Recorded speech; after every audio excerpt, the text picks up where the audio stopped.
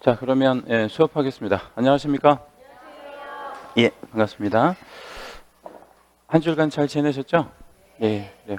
오늘부터 이제 그 8주 동안의 예상 문제 진행하도록 하겠습니다. 책은 그 표지가 무슨 색이라고 해야 되나? 초록색? 짙은 초록색? 예, 초록색 표지에 있는 예상 문제를 좀 가지고 하고요.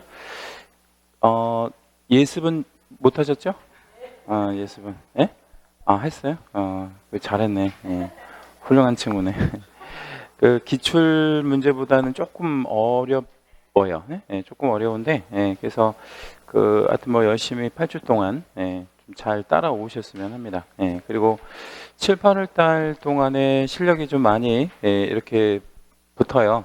그래서 다른 생각하지 말고 다른 생각 하시는 경우가 좀 있거든요. 뭐 예를 들자면 혼자서 뭐 집에서 공부할까 뭐 이런 생각들. 근데 혼자서 집에서 공부하는 것보다는 학원에 나와서 뭐 그 동료 그리고 이제 선생님들하고 같이 공부하는 게 훨씬 더 효과적이니까요. 그런 생각은 안 하시는 게 좋을 것 같아요.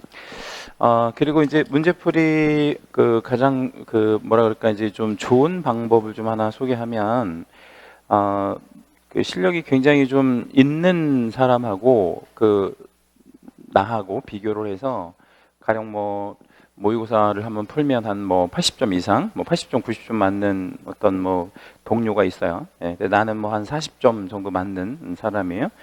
간극이 엄청 나잖아요. 근데 그 간극을 좁히는 방법은 그러니까 거기 상위에 있는 어떤 동료가 문제풀이를 어떻게 하는지를 빨리 캐치를 하면 돼요. 저 사람이 문제풀이를 어떻게 하지? 나는 뭐가 부족하지? 그래서 그거를 빨리 찾아가지고 그 간격을 좁혀 나가면 그게 삽시간에 이렇게 따라 붙을 수가 있어요. 근데 그거 하기가 쉽지가 않아요. 왜 하기가 쉽지가 않냐면 그 상위 클래스에 있는 동료가 여러분을 데리고 1대1로 지도해 주지 않을 거거든요. 왜냐면 자기도 바쁘니까. 그럼 어떻게 해야 되겠어요? 응? 어떻게 하셔야 되냐면 머리 깎으셨어요? 네, 머리 깎으셨네. 그래요. 어떻게 하냐면 그 상위 클래스에 있는 동료가 저라고 생각하시고, 저라고 생각하시고 제가 문제를 어떻게 푸는지를 여러분 비슷하게 따라가면 되는 거죠. 그럼 간극이 이렇게 없어지는 거잖아요. 그렇죠? 그렇게 하고 한 예컨대 이제 제가 뭐 한 90점을 맞는 정도의 수준이다.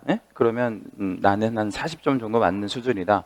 절반만 따라가도 어떻게 돼요? 한 65점이나 70점 정도까지 따라붙잖아요. 그리고 이제 7, 8월 달에 그렇게 우리가 이제 미션으로 이제 그렇게 완성하고 9, 10월 달에 가서 어떻게 이제 해야 돼요? 이제 그 레벨을 좀 뛰어 올라야죠. 그래서 8, 90점 정도까지 이제 뛰어 올라가고 뭐 그런 식으로 하면 충분히 여러분 합격하실 수 있고요. 하니까 열심히 하시면 되겠고, 그리고 이제 다른 학원을 좀 말씀을 좀 드리면 여러분이 이제 그 비교 대상이 없으니까 다른 학원은 지금 모의고사라든가 뭐 이런 거 보면 점수가 엄청 잘 나와요. 엄청 잘 나오는데 뭐 평균 막 60점대 이렇게 나오고 막 그렇거든요. 평균이 60점 정도 나오고 그렇거든요. 엄청 빡세게 공부를 하는 편이라서. 근데 문제는 이제 그 다른 학원은 그 최종적인 합격률이 그렇게 높지 않다라는 거예요. 그런데 이제 제가 이제 여기 일산에서 오래 그 강의를 했잖아요. 경험을 좀 보면 일산은 좀 이렇게 늦게 이렇게 시작을 하는 것 같아. 늦게. 초창기에는 그냥 뭐 설렁설렁 이렇게 하다가 거의 한 9, 10월 달? 이때 되면 막 엄청 열심히 해요. 그래서 거의 뭐 제가 뭐 통계를 전국적으로 내본 건 아닌데 거의 뭐 전국에서 탑 정도의 탑 클래스에 들어갈 수 있는 정도 수준으로 합격을 해요. 그래서 뭐 거짓말이 아니고 작년에도 거의 대부분 합격하실 만한 분들은 다 붙었고 뭐 그랬거든요. 그러니까 여러분 이제 그런 어떤 합격을 하는 그 대세에 이루는 어떤 세력들이 있단 말이에요. 그 세력 안에 내가 이렇게 들어가서 그 세력이랑 같이 이렇게 마지막까지 이렇게 완주를 하시게 되면 합격하실 수 있다고 해서 거기에서 떨어져 나오거나 뭐 이렇게 이제 진입을 못하거나 이렇게 하시면 안 된다고. 떨어지면 안 된다. 어떻게든 합격권에 붙어야 돼. 마라톤으로 말하면 상위권 있잖아요. 상위권에 따라 붙으시라고. 그렇게만 하면 완주하면서 합격하실 수 있다라는 거. 제 얘기가 무슨 얘기인지 아시겠죠? 여기서 여러분 페이스 조절을 한다고 해서 상위권 가고 있는데 나는 그냥 내 페이스대로 그냥 갈 거야 이러면 그냥 떨어지는 거야. 당연히 떨어질 수밖에 없죠. 그래서 상위권 페이스에 붙어 가지고 가시면 좋을 것 같아요. 자, 이제 책 소개를 좀 잠깐 하면 이제 1편, 2편, 3편 뭐 똑같아요. 그래서 9개의 장으로 이렇게 이제 구성이 되어 있고요. 이론 부분이 있는데 이론 부분은 생략하겠습니다. 이런 부분은 시간 관계상 문제풀이도 좀 빡빡한 측면이라서 이런 부분은 생략을 하고 제가 이런 부분 별표만 좀 해드리고 넘어갈게요. 여기 포인트 3에 별 3개 해주시고요. 여기는 완벽하게 이해를 해주셔야 됩니다. 이해. 그래서 이거는 애운다고 맞춰줄 수 있는 게 아니기 때문에 완벽하게 이해를 하고 계셔야 돼요. 요거 뭐 용어의 정의는 워낙 중요하니까 요것만 좀 간단하게 말씀을 드려볼게요. 중개라고 하면 결국에 뭐를 뭐 하는 것이다 이렇게 정의할 수 있어요. 행위를 알선하는 것이다. 그리고 이제 공인중개사는 자격을 뭐 한 자라고 정의해요. 취득한 자, 자격을 취득한 자를 우리 공인중개사라고 하고 중개업이 되기 위해서는 3가지 요소, 의뢰, 보수, 요 3가지 어떤 전제가 있어야 중개업이 성립이 되는 거겠죠. 그러니까 첫 번째 중개 다시 올라가서 행위를 알선하는 거 있잖아요. 행위를 알선하는 것을 뭐를 받아서 의뢰를 받아서 그렇죠? 그리고 뭐를 받고 보수도 받고 그리고 뭘로 하면 업으로 하면 이게 이제 중개업이 되는 거예요. 그다음에 이제 개공은 뭐 한 자를 개공이라고 정의해요. 등록한 자 뭐 이렇게 이제 정의합니다. 자, 소공의 정의 안에는 우리 공인중개사인데 개공에 소속되었고요.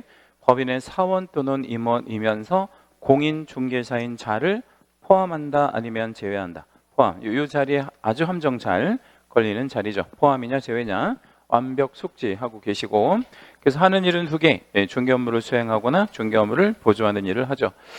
밑에 이제 중개 보조는 이 부분이 아주 잘 출제하고 함정을 만약에 건다면 이 자리에 함정을 걸죠. 그래서 여기랑 여기랑 어떻게 보면 용어의 정의에서는 제일 중요하다. 그래서 정의로만 본다면 중개와 중개업이 제일 중요하지만 문제풀이를 위해서는 이 2가지에서 보통의 경우에 함정을 걸고 정답 처리를 여기다 건단 말이에요. 그래서 이 2가지를 완벽하게 여러분 걸로 숙지하고 계셔야 되고 자, 이제 4번의 중개대상물 쪽에서는 요 말씀만 잠깐 드려볼게요. 별 하나만 해주시고 중개대상물이 되고 안 되고는 뭐 다 아시잖아요. 그래서 중개대상물에서는 요거 요건만 좀 숙지하시면 돼요. 첫째, 무슨 거래가 가능해야 되고요. 사적 거래, 그리고 무슨 가능성이 있어야 돼요. 개입 가능성, 그렇죠? 그리고 규정이 있어야 된다. 그래서 사적 거래 가능하고 사적 거래가 가능하다는 얘기는 도와줄 수도 있다는 얘기죠. 그죠? 그래서 개입할 수 있어야 되고 마지막으로 규정이 있어야 된다. 그래서 규정이 없는 그런 물건들, 뭐 예를 들면 선박이라든가 뭐 그리고 우리 재단 중에서 중개대상물이 될 수 있는 재단이 2개가 있잖아요. 무슨 재단? 뭐 우리 광업재단, 공장재단, 근데 뭐 어업재단 같은 거 있잖아요. 그런 거는 규정이 없기 때문에 중개대상물이 될 수 없다. 이렇게 정리하세요. 자, 이제 문제로 한번 넘어가 보겠습니다. 포인트 1에 이제 법의 성격 뭐 있는데 이거는 그냥 뭐 구색을 맞추기 위해서 놓은 거라서 그렇게 중요하게 여러분 생각하실 필요 없습니다. 뭐 출제가 될 가능성은 매우 희박합니다. 자, 옳은 것은 뭐 이렇게 이제 물었는데요. 중개사법은 일반법이다. 뭐 이렇게 이제 표현을 했는데 뭐에 관해서 일반법이냐? 부동산 중개에 있어서만큼은 누가 하든 일반적으로 보편적으로 적용이 된다라는 의미에서 일반법이고요. 또 2번째는 우리 중개사법은 상대를 만약에 정한다면 즉 민법과 상법에 비한다면 일반법적 지위가 있다 이러면 안 되고 이런 어떤 법률에 비하면 무슨 법적 지위가 있다. 특별법적 지위에 있다. 이렇게 이제 들어가는 게 맞겠죠. 그래서 기억은 맞지만 니은번은 틀렸고, 우리 중개사법은 공법과 사법의 중간에 있다. 그래서 중간법 내지는 혼합법 뭐 이렇게 얘기를 하고요. 같은 말로 사회법이다. 뭐 이렇게 표현하는데요. 중요하지 않아요. 그냥 이런 거는 그냥 구색 맞추기다. 이렇게 알고 계시면 되겠고, 우리 중개사법은 국내법이다. 국내에 적용이 된다. 뭐 이런 얘기죠. 국제법은 아니다. 뭐 이렇게 보시면 되겠고, 미음번 개공에게는 상법 총칙편이 적용된다. 왜 상법이 적용되냐면 우리 개공이 뭐라서 그런 거냐면 상인이기 때문에 그런 거죠. 상인의 제위가 있어요.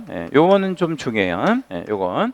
자, 다시 우리 개공은 뭐다? 상인이다 이거예요. 개공이기 이전에 상인이다 이거예요. 상행위를 업으로 하는 사람이다. 그러니까 당연히 상법을 적용을 하고요. 장부도 만들어야 된다 뭐 이런 얘기가 되고, 또 상인이기 때문에 당연한 보수 청구권을 갖는다라든지 뭐 이런 여러 가지 그 상법의 기본적인 내용들을 적용을 받게 됩니다. 그러면 뭐 하나 빼고 다 맞는 거냐면 니은번 하나 빼고 옳은 맞는 표현에 들어갑니다. 자, 문제 2번. 틀린 것 뭐 이랬어요. 중개사법은 공사법이 공법과 사법이 혼합된 중간법, 뭐 혼합법, 사회법으로서의 성격을 갖는다. 그렇다 그랬고, 2번 공인중개사법은 개공의 선량한 관리자의 주의 의무. 여기다 우리 채색 하나만 해주시고요. 이거를 이제 줄여서 성관주의 의무라고 얘기하기도 하는데, 이 성관주의 의무가 우리한테 있어요. 이런 의무 자체가 있는데 이게 명문의 규정을 두고 있지는 않습니다. 그러면 이 성관주의 의무는 유일하게 비명문, 그러니까 법조문은 없는 의무예요.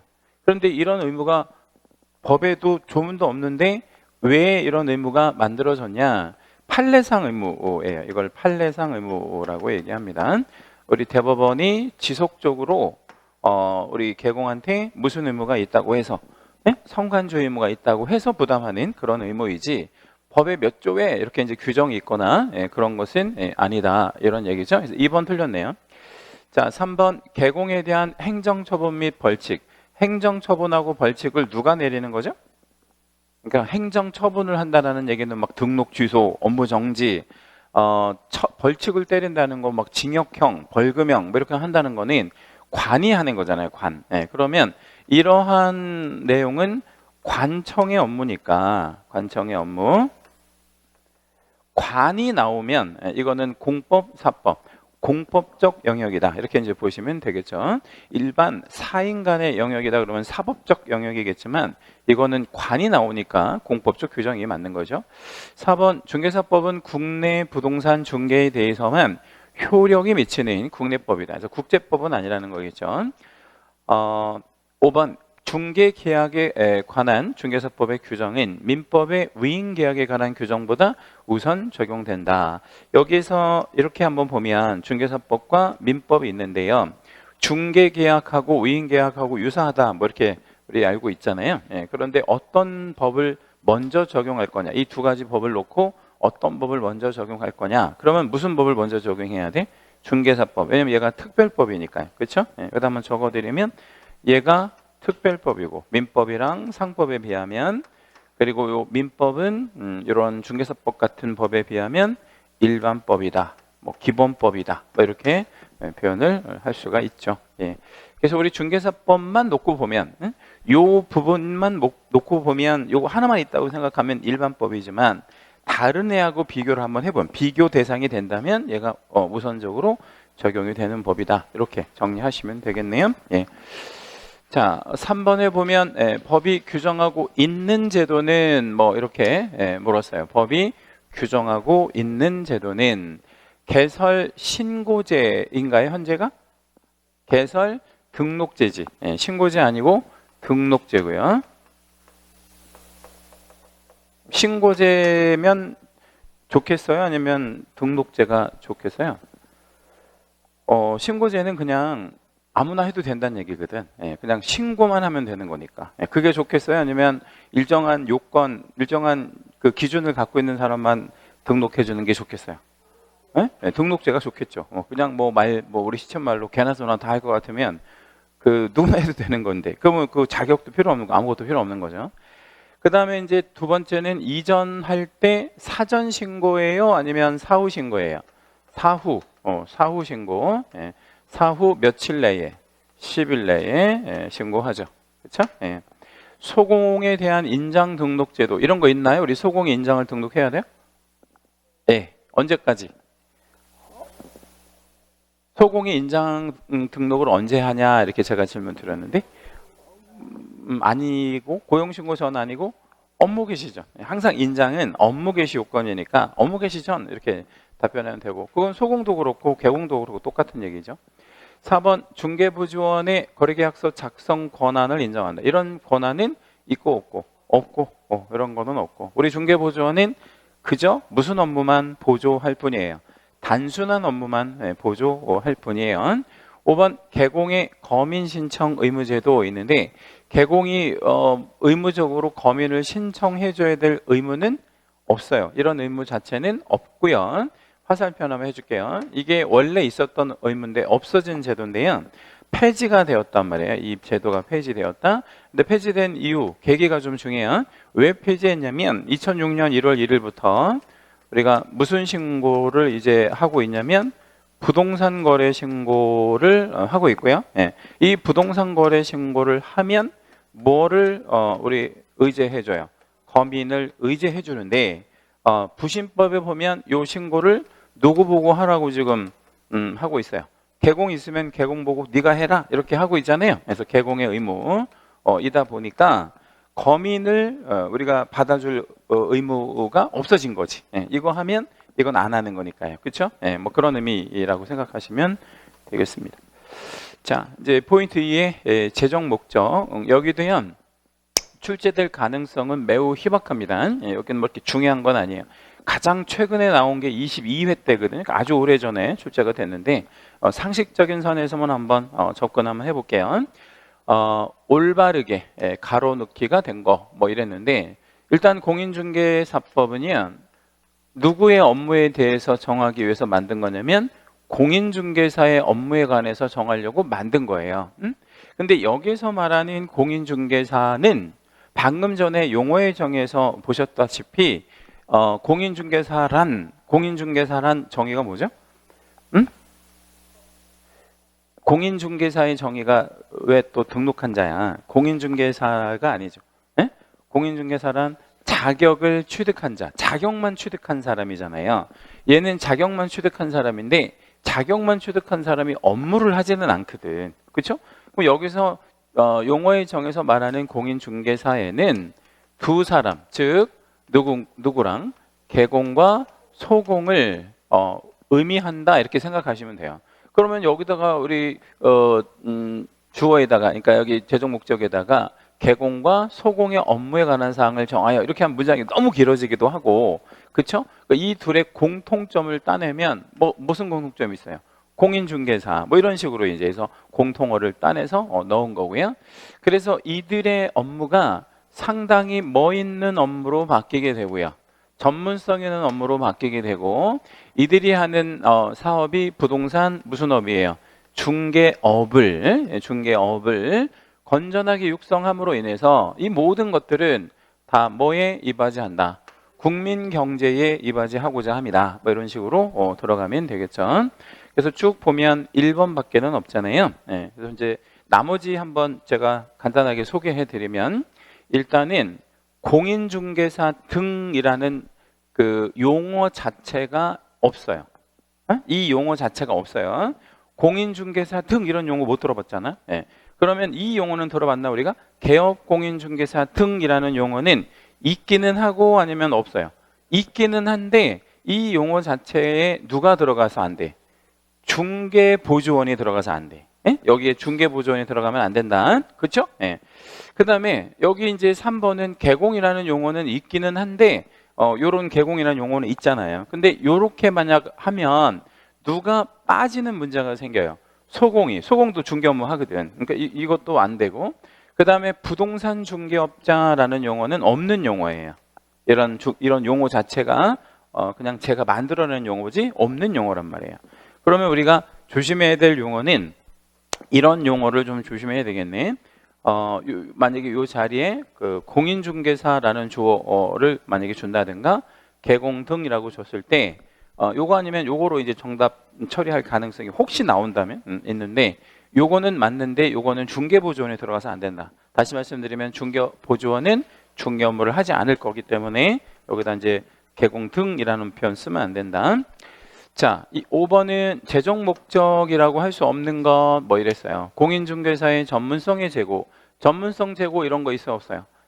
있고, 국민경제에 이바지 하는 것도 맞고, 공인중개사의 업무에 관한 사항을 이래라 저래라 규정하는 것도 맞고, 중개업을 육성하는 것도 맞죠? 예, 근데 무슨 질서를 확립한다 뭐 이런 말을 우리 본 적은 없잖아요, 그렇죠? 예, 그래서 우리 부신법에 보면 거래질서 확립 뭐 이런 표현을 쓰기는 하는데, 여기는 중개질서 뭐 이런 표현들은 없는 표현입니다. 그래서 5번이 답이 되겠죠. 자, 이제 포인트 3, 여기다 다시 별 3개 해주시고요. 용어는 우리 본 시험에 몇 번으로 나올까요? 나오겠지, 당연히 나온다면 몇 번으로 나올까요? 1번 아니면 2번 이렇게 나오는데, 우리 이제 1차는 무슨 과목이랑 무슨 과목을 보죠? 민법이랑 개론을 먼저 보는데요. 그 무슨 과목을 먼저 보죠? 개론이 1번부터 그 40번이고요. 민법이요. 41에서 80 뭐 이런 식으로 갑니다. 네, 그럼 여러분 어떤 거 먼저 풀을 거예요? 네? 개론 먼저, 민법 먼저. 근데 어떤 사람이 개론을 선택을 했다고 가정해 봅시다. 이건 제가 선택하는 거는 정해드리지는 않을 거고, 이거 여러분이 이제 푸시는데, 저 같으면 자신 있는 것부터 풀 것 같아요. 자신 있는 거. 민법 자신 있어요?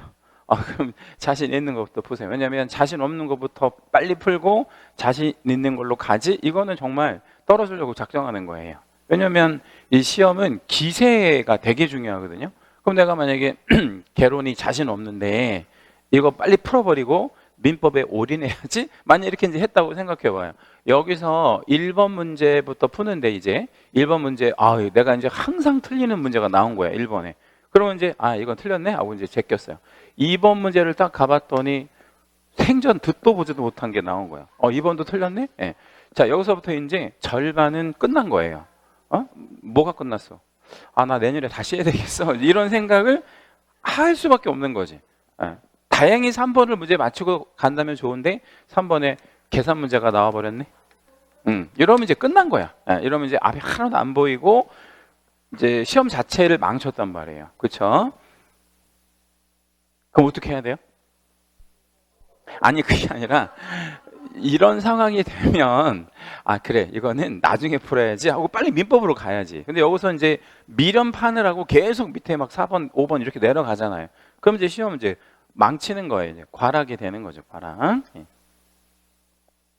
자, 중개사법을 이거 왜 말씀드렸냐면 2차에서는 무슨 과목 이렇게 들어가냐면, 우리 이제 중개사법 있고 또 뭐 있어요? 공법 있고 또 우리 또 공시세법 뭐 이렇게 있잖아요. 근데 이 중개사법이 1에서 40번이에요. 얘를 먼저 푸시는 거를 추천드린다고요. 그래서 나는 공법이 더 재밌어요. 공법 더 잘할 수 있어. 근데 그게 더 재밌다, 잘할 수 있다, 이거는 본인 생각이야. 나중에 본 시험 끝나면 그렇게 되지 않을 거예요. 그러니까 무조건 얘 먼저 푸시라고요. 여기서 그래서 1번 용어, 2번 중개대상물 이렇게 나올 거란 말이야. 근데 1번하고 2번을 막 답이 막 손을 들고 막 보인다고 한다고 가정해봐요. 그럼 여기서 어떤 아까 경험 못했던 게 생기죠. 어떤 경험이 생겨요? 이제 자신감이 확 생기죠. 그러면 공법도 스무스하게 풀어 가실 수 있다라는 거죠. 그렇게 하는 게 훨씬 효과적이라는 거. 그러려면 어떻게 해야 돼? 용어를 무조건 맞춰야 돼. 1번에 나오는 용어는 무조건 득점하실 수 있도록 하시라는 거예요. 아셨죠? 예. 자, 이제 1번 한번 볼게요. 틀린 건 공인중개사는 자격을 취득한 자를 말한다. 여기만 보면 맞는데 무슨 법에 따라? 외국법에 따라 이게 틀렸네. 그럼 무슨 법에 따라? 공인중개사법 혹은 이법에 따라 뭐 이런 식으로 들어가야 되겠죠. 그러니까 요 1번은 뭐를 의미하는 거냐면, 외국 자격을 취득한 사람이 우리나라에서 말하는 공인중개사로 볼 거냐 그 얘기잖아요. 아니라는 거예요. 자, 이번에 중개업. 중개업이 되려면 세 가지 요소. 뭐 있어야 돼? 의뢰, 보수, 업. 향하는 것을 말한다. 어때요? 맞죠? 예. 아니. 지금 틀린 거 찾으라 그랬으니까 1번이 틀렸네. 예. 얘는 맞고. 3번, 제가 뒤에를 잘못 봤네. 저도 틀리겠네. 그러면 네, 이런 건 배우지 마세요. 이런 건 배우지 저런 거는 실수다 이렇게 생각하고 이런 건 배우면 안 돼. 이 외국법에 따라 자격을 취득한 사람은 뭐 한다고요? 포함되지 않는다 이랬으니까 이것도 맞는 거네. 그렇죠? 네, 이것도 맞고 3번 개공인 법인의 사원으로서라고 했는데 이 사원 밑에다가 임원도 한 번만 적어볼게요. 사원 밑에다가 임원. 이 사원 또는 임원은 어디에만 있는 거다? 법인에만 있는 거다. 그리고 얘네가 직급이 높은 애들이다, 낮은 애들이다. 높은 애들이에요. 직급이 높은 애들. 이 중에 몇 분의 몇이 자격이 있으면 되고 3분의 1 이상만 자격이 있으면 되고 근데 얘네가 중개 업무를 수행하는 공인중개사는 그러니까 사원 또는 임원이면서 자격이 있다 이 얘기예요. 사원 또는 임원이면서 자격이 있다. 그럼 얘는 뭐예요?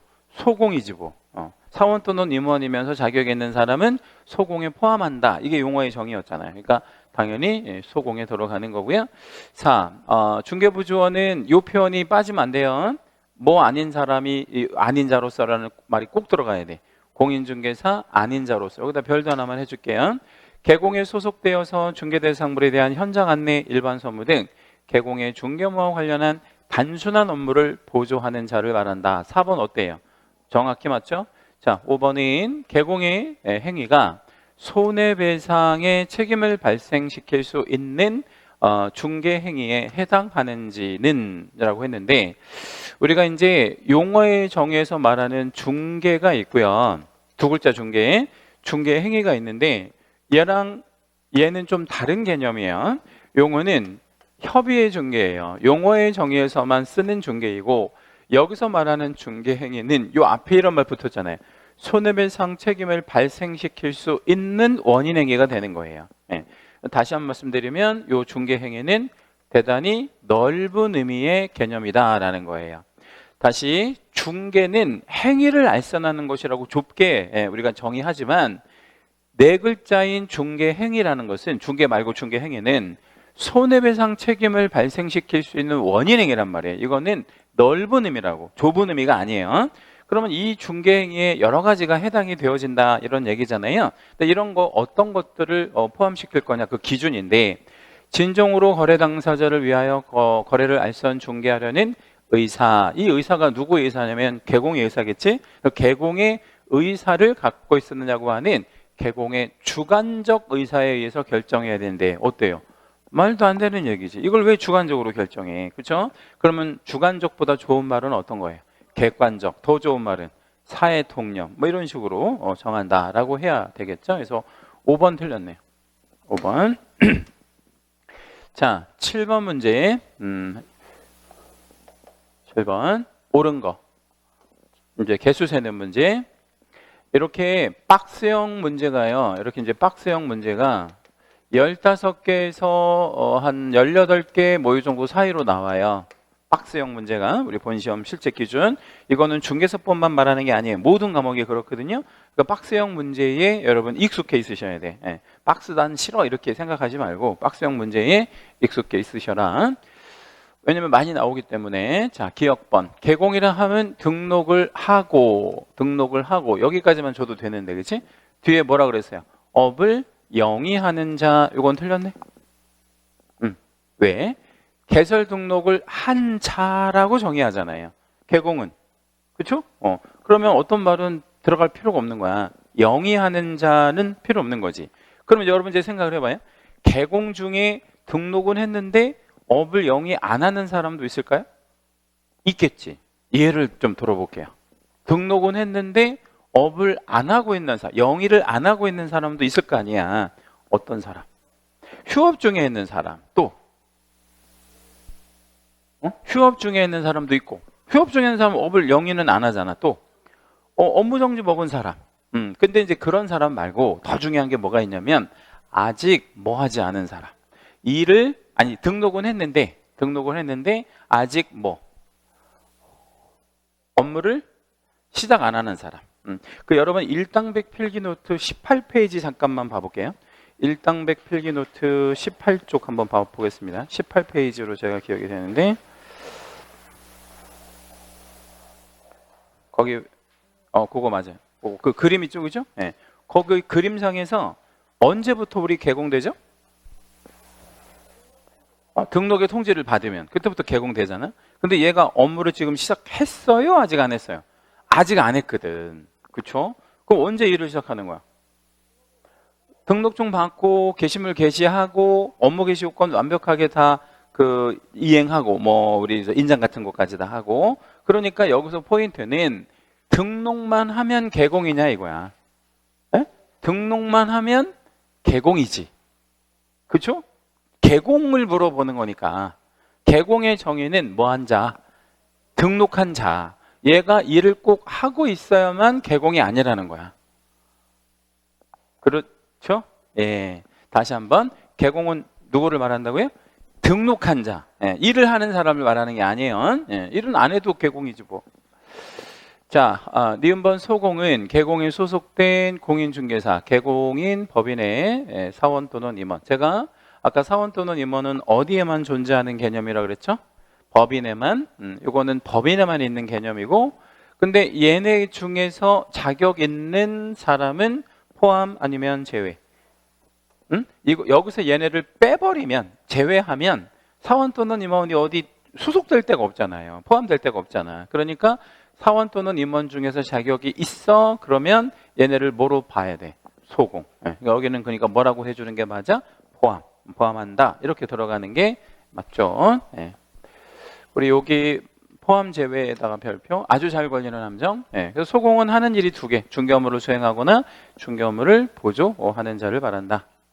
디귿 중개보조원이라 함은 개공에 소속되어서 중개대상물에 대한 현장 안내 및 일반 서무 등 개공의 중개업무와 관련한 단순한 업무를 보조하는 자를 말한다. 자, 여러분 이 디귿번 문장에서요.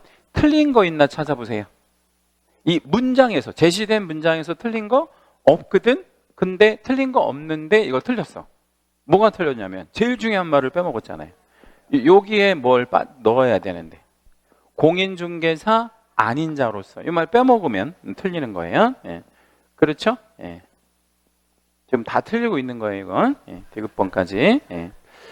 자, 니을번 공인중개사라 함은 공인중개사 자격시험에 합격한 자를 말한다라고 했는데 정확한 정의, 용어의 정의에서는 한 글자라도 다르면 틀린 거예요. 자, 용어의 정의에서 공인중개사는 자격시험에 합격한 사람을 말하는 게 아니에요, 정확히. 이거는 취득의 원인일 뿐이에요. 그럼 공인중개사는 뭐 한 사람? 자격을 취득한 사람. 그러면 합격이랑 자격 취득하고 어떻게 다르냐? 합격을 하고 나서 나중에 대장에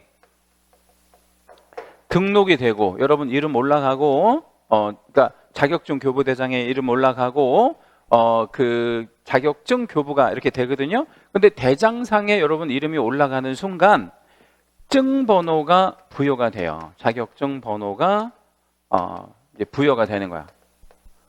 그렇죠? 그러면 언제부터 정확히 우리는 공인중개사가 되냐?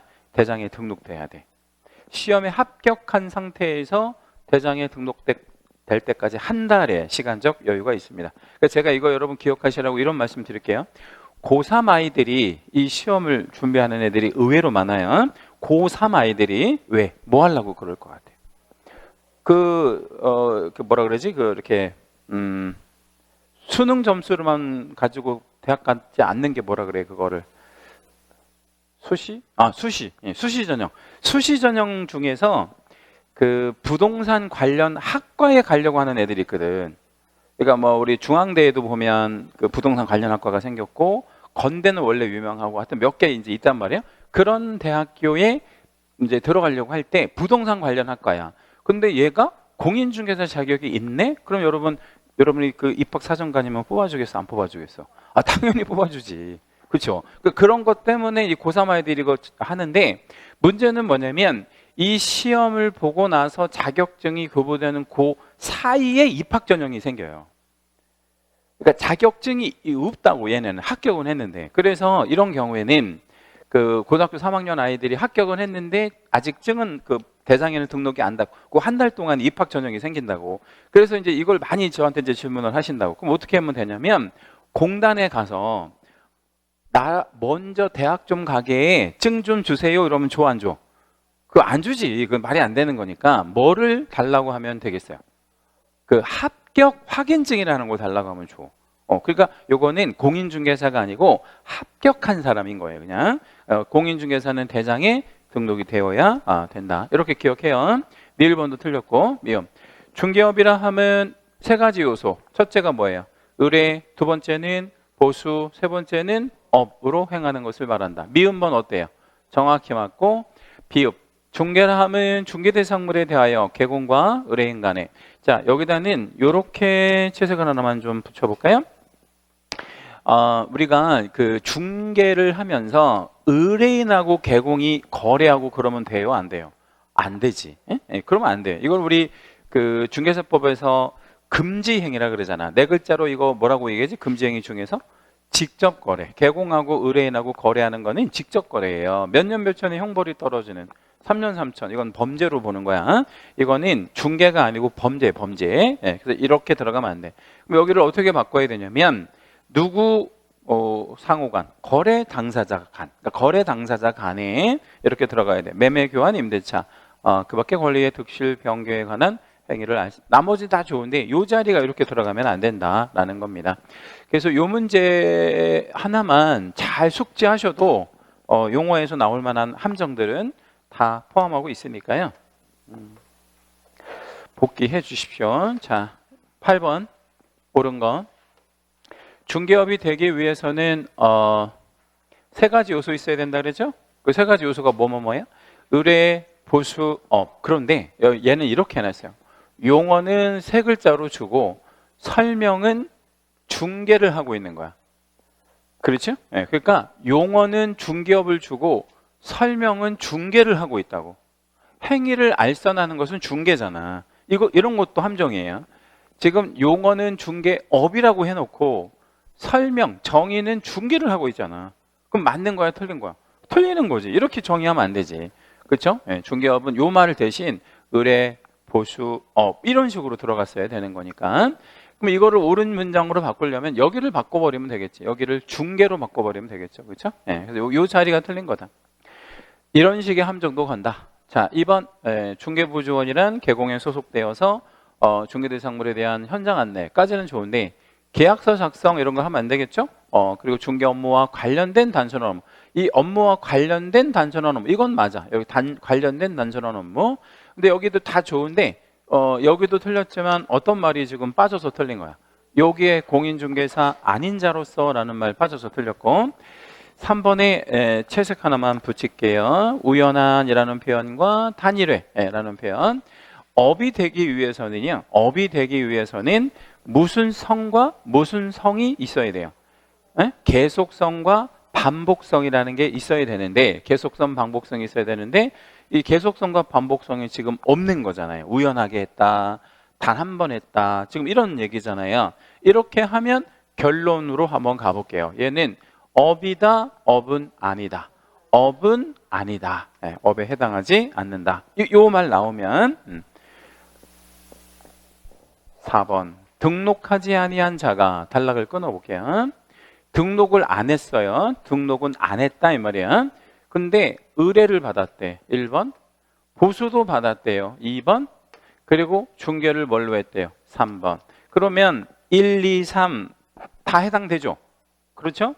그런데 얘가 등록은 안 했는데 중개업을 하고 있단 말이에요. 그럼 이거는 중개업이라고 봐야 돼? 업이라고 보면 안 돼. 업이라고 봐야죠. 소위 무슨 업이라고 봐야 돼? 무등록 중개업으로 봐야죠. 그러니까 정리하면 이 사람을 처벌해야 되고 아니면 처벌 안 해야 되고 해야 되고 그러려면 이거를 중개업으로 봐야지. 처벌의 대상이 되어야 하니까 이 사람은 중개업을 무단으로 하고 있구나 라고 하는 것이 맞아요. 등록하고 안 하고가 업을 중개업이냐 아니냐를 결정하는 데에는 우리 그 어떤 결정 요건으로 작용하지 않아요. 5번 미성년자는 공인중개사 자격을 취득할 수 있다 뭐 이랬는데, 미성년자가 잘 아시다시피 결격 사유에는 들어갑니다. 근데 이 결격이 뭐 할 수 없는 결격, 그렇죠, 등록할 수 없는 뭐 이런 결격이잖아요. 그렇죠? 그럼 미성년자가 시험은 볼 수 있냐 이거예요. 시험 볼 수, 우리 고등학교 애들도 본다 그랬잖아. 시험 볼 수 있겠지. 예, 당연히. 그래서 5번이 정답이 됩니다. 미성년자도 뭐는 할 수 있다, 시험은 볼 수 있다. 그러니까 자격을 취득하는 거 좋다. 다만 얘가 그 공인중개사도 되고 다 되죠. 근데 뭐는 안 돼, 개공은 안 돼. 그러니까 여기가 끝이야. 자격을 취득하는 것까지는 되는데, 공인중개사까지는 되는데 이후 단계로는 못 넘어가요. 우리 그 결격이라서. 자, 이제 9번 문제. 용어와 관한 판례의 태도를 물어보는 겁니다. 예, 틀린 건. 개공이 쌍방으로부터 모두 의뢰를 받아야 하는 것이며, 쌍방으로부터 모두 의뢰를 받아 밑줄 해주시고, 그러니까 매도 매수를 다 갖고 있대. 개공이 매도인도 손님이고 매수인도 손님이야. 이런 중개를 무슨 중개? 쌍방중개. 양쪽 의뢰를 받아서 하는 거를 쌍방중개라고 하죠. 예. 그런데 일방 당사자의 의뢰에 의하여 그러니까 나는 매수인만 있대, 매도인은 없고, 그러면 우리 이걸 무슨 중개라 그래? 일방중개. 한쪽의 의뢰만 있다. 그럼 일방중개에 두 사람이 모여서 그러니까 한쪽은 매도인을 갖고 있는 개공과 한쪽은 매수인을 갖고 있는 개공이 만나서 하면 되잖아. 공동중개하면 되는 거니까. 그래서 일방중개도 뭐다? 일방중개도 중개다. 별표. 일방중개도 중개다. 그래서 여기 보면 일방중개는 중개 업무에 포함되지 아니한다. 틀렸잖아. 그렇죠? 예. 그냥 머릿속에 그렇게 저장해요. 무슨 중개도 중개다. 일방중개도 중개다. 예. 쌍방중개는 당연히 중개고 1번이 틀렸고요. 2번 중개업의 요건으로서 알선중개를 업으로 한다는 것은 반복 계속성, 그러니까 계속성과 반복성이 있어야 되고 이런 것을 가리키는 것이기 때문에 반복 계속성 없이 여기다 다시 한번 재생, 우연히 이런 표현 나왔다. 혹은 뭐 단 1회 이런 표현들 나오면 결론, 업이다, 업은 아니다. 업은 아니다. 네, 이렇게 들어가면 되겠고요. 3번 법령상 중개대상물로 규정한 건축물에는 기존의 건축물뿐만 아니라 장래의 건축물, 그러니까 지금은 그 건축물은 아니지만 장래의 건축물, 뭐 예를 들자면 분양권, 뭐 입주권, 뭐 이런 것들이 여기에 해당될 수 있겠죠. 분양권, 입주권 포함된다고 보는 거고요. 4. 중개의 대상에는 중개대상물에 대한 저당권 등의 담보물권도 포함된다. 여기다 채색 별표 하나만 해요. 우리는 꼭 매매, 교환, 임대차 요것만 해야 되는 건 아니에요. 우리는 뭐에 개입할 수도 있어. 저당권 설정 행위에도 개입할 수 있는 거예요. 그래서 타인의 의뢰에 의해서 중개부수를 받고 저당권 설정에 관한 행위를 알선하는 것을 뭘로 했다면? 업으로 했다면. 이게 이제 중개업이죠. 뭐 전문 중개업? 저당권 전문 중개업. 이렇게 이제 표현하면 되는 거죠. 마치 뭐하고 똑같으냐면 대학가 앞에서 원룸을 전문으로 중개업할 수 있어요, 없어요? 있죠? 그럼 뭐 전문이야? 원룸 전문 중개업. 뭐 그렇게 표현하는 것처럼 얘는 저당권 전문 중개업이죠. 5번 원칙적으로 건물 이외의 토지의 정착물은 토지의 일부로서 토지와 별개의 독립한 중개대상물이 될 수 없으나, 그러니까 뭐 예를 하나 좀 들자면 건물 이외의 토지의 정착물은 수목 같은 거를 생각하시면 될 것 같아요. 그러면 아무런 장치도 안 돼 있는 수목, 뭐 어떤 표시도 안 돼 있고 뭐 등기도 안 돼 있고 아무것도 안 돼 있는 그냥 수목, 이거는 뭐의 일부로 본다는 거야? 토지 일부. 그러면 이 수목은 독립적으로 거래할 수 없는 거지. 독립적으로 중개도 안 되고. 왜? 그럼 뭐 팔리면 뭐는 따라가는 거야. 토지가 팔리면 수목은 당연히 따라가는 거지. 그죠? 뭐 그런 얘기인데 뭐를 갖춘 수목은요? 명인 방법을 갖춘 수목이랑 밑에 하나만 더 적어볼게요. 1번, 2번. 우리 수목 중에 어떤 거? 임목. 임목. 임목은 뭐된 수목의 집단. 등기된 20개 집단 뭐 이런 애들은 토지로부터 독립한 부동산이고 독립한 중개대상물에 해당한 이것도 다 부동산인가요? 얘네들도? 네, 부동산이에요. 부동산이니까 중개대상물도 되는 거죠. 자, 10번 문제 틀린 것 뭐 이렇게 물었어요. 여기 채색 잡을게요. 무등록 중개와 무등록 중개업, 무등록 중개업. 자, 첫 줄과 그러니까 1번과 2번의 차이점이 뭘까요? 1번과 2번의 차이점? 무등록 중개까지는 해도 되고 하면 안 되고 해도 되고 업이 아니니까. 그러면 얘는 처벌 대상이 아니도. 뭐 아무나 해도 되고. 근데 무등록 중개업은 처벌의 대상이 된다. 몇 년 몇 천이요? 3년 3천. 요거 3년 3천의 형벌의 대상이 되죠. 둘 다 맞죠? 3. 개공이 보수를 받지 않고 주어가 개공이에요. 보수를 안 받아도 돼? 아니면 안 받으면 불법이에요? 안 받아도 돼. 나 스스로 권리를 포기한 거니까 안 받았다고 문제될 게 없어요. 근데 안 받고 행한 중개 행위는 공인중개사법의 규율 대상이 아니다. 아니다, 아니고 규율 대상이다. 이게 무슨 얘기냐면, 자, 개공이 엄청 뭐 단골 손님한테 뭐 그동안 뭐 1년 동안에 한 뭐 수십 건 거래를 한 단골 손님이야. 그럴 수 있죠, 그죠? 우리 그 부동산을 자주 뭐 이렇게 거래하는 사람이니까. 근데 아주 한 1억짜리 정도밖에 안 되는 물건 하나 사고 팔고 하는 걸 중개해줬어. 근데 요번에는 제가 서비스로 해드릴게요. 이렇게 해도 돼, 안 돼? 해도 되지. 근데 이번에 내가 서비스로 해드리는 건에 대해서는 확인 설명서 안 써드릴게요. 이러면 어때요? 그거 안 되는 거지. 그러니까 그런 거, 그러니까 보수를 받고 안 받고 하고는 상관없이 법에 뭐를 받아? 규율. 그러니까 이제 여기서 규율을 받는다는 것은 의무와 책임을 부담한다. 이런 얘기예요. 그러니까 보수를 받든 안 받든 개공이 행한 그 행위 자체는 의무와 책임의 부담 대상이다. 이렇게 기억하시면 됩니다. 그러니까 내가 보수는 안 받았는데 그 건이 사고 터진 거야. 그럼 책임져야 돼? 당연히 책임져야지. 보수를 받는 거하고는 무관하고. 그 다음 우리 개공의 중개 행위는 채색 잡아볼게요. 사실행위고 그 대상은 법률행위다. 뭐 이렇게 붙여 볼 수 있는데요. 이 용어 자체를 요거 4번, 5번을 묶어가지고 우리 대법원은 중개의 정의를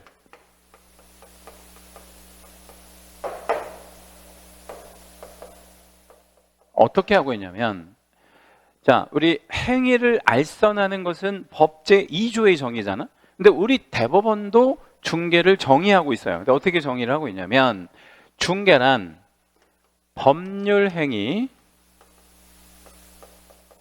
성립에 조력하는, 그러니까 도와준다는 거죠.